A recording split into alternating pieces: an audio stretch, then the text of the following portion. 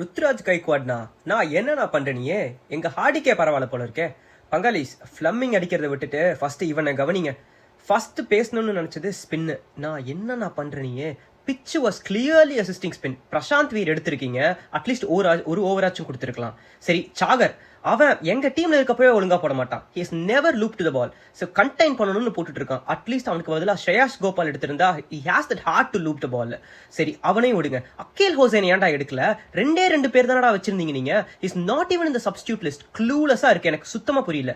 Power பிளேல spin கொண்டு வந்திருக்கணும், கொண்டு வரல. தலைவா நீ இன்னும் ஸ்பின் மேல நம்பிக்கையே வைக்கலையா?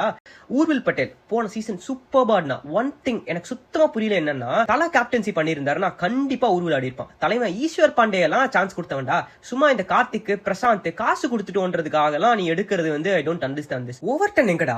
போன மேட்ச் தான் அந்த மாதிரி ஒரு இன்னிங்ஸ் ஆடினா. I clearly don't think Ruthu understands captaincy guys. 2 ஃபாரினர்ஸோட ஆடுறீங்க, என்ன கான்செப்ட்னே புரியலையே. 2 ஃபாரினர்ஸ் தான் இருக்கானுங்க. அகேல் ஹோசேன் ஆட வச்சிருக்கலாம். You could have played Overton. இங்க போட்டியே ருத்ராஜ் கைக்வாடுக்கும் ஹார்டிக்குக்கும் தான் போல இருக்கு. நாளைக்கு என் தலைவன் ஒரு கேப்டன்சி பண்ணுவான் பாருங்க. ஸோ நாளைக்கு என்னன்னு பார்க்கலாம். See you guys.